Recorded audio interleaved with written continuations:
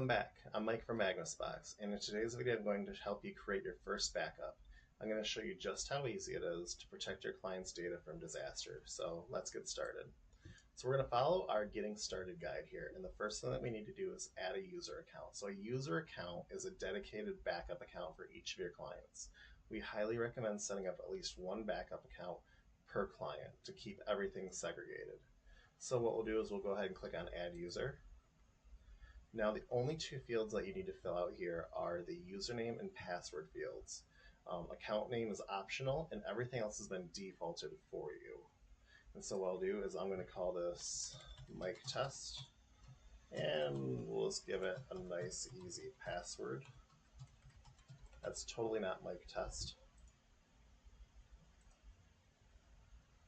Okay, so now that that user account has been created, we can see here that we've moved on to step 2, which is to download and install the client.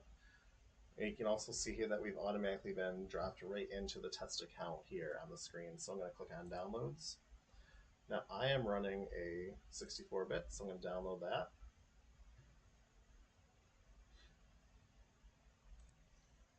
Once the file download has been completed, we're going to go ahead and open and extract it. Now there are ways to deploy the software through your RMM tool silently. If you need that script, just feel free to reach out to our team. And so you're going to see here we have our executable. We're going to run it. And we will just follow through the process here.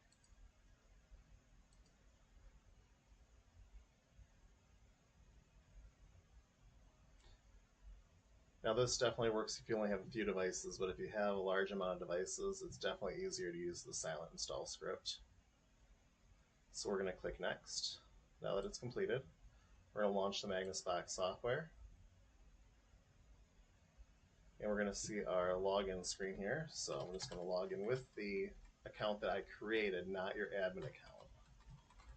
That's the one that you'd be using for your client. And once you get in, it's going to want you to give the device a name. You can accept the default or you can change the device name, and you can change this later on as well. So now that I've logged into the software, it can see that there is no backup job or protected item on this device. So it's automatically going to drop us into the, hey, let's create a new backup job screen. And so we're going to keep it simple. I'm going to start with File and Folders. Anything that's not is grayed out means that you can't do it on here. So I can't do a server system state backup. So I'm going to click Next. And now I'm going to tell it what I want it to back up. So me, I want to back up my desktop and my documents.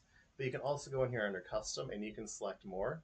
Right now when you do it this way, it's only going to select the user account's desktop and documents that you chose. So you can go in here and you can choose more than that as well. So I want to take a file system snapshot always. The rest of these options are okay. We'll just leave them as is. Once we get to commands, we're just going to leave that default. This is only needed for advanced scenarios, like if you need to stop a database or start a database before or after the backup job.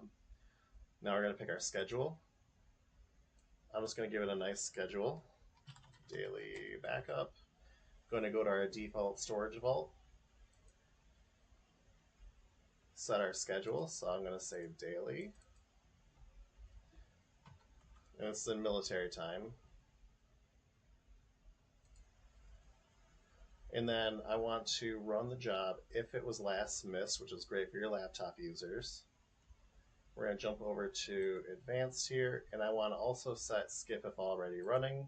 And me personally, I like to have it cancel out after 23 hours if the job gets stuck for some reason, which it happens sometimes, especially with laptop users. I'm going to go ahead and hit save. So we have our daily backup, and it's going to one of our cloud vaults. We're going to leave our retention as default. And then we're going to give this a nice name. So we're going to call this Mike's Daily Backup File and Folder.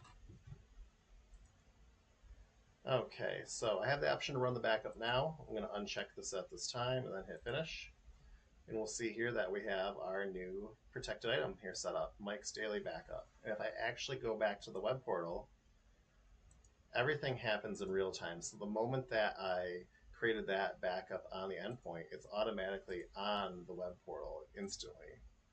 And you can also go through and do this the exact same way from the web portal. You can click Add Protected Item, and you can follow through the exact same um, method that you set up on the endpoint. It's just in a little bit different format. You can put the name there, and then you can choose your backup items, commands, schedules, retention. And so that is how you set up your file and folder backup. And so tomorrow I'm going to show you how to set up your Office 365 backups. And if you need any help with this, or if you have any questions regarding what I showed you in this video, as always, our team is here to help you. Just email us at hello@magnusbox.com or call us at 888-933-2975. As always, our team is available Monday through Friday, 9 a.m. to 9 p.m. Eastern Standard Time. I will see you tomorrow.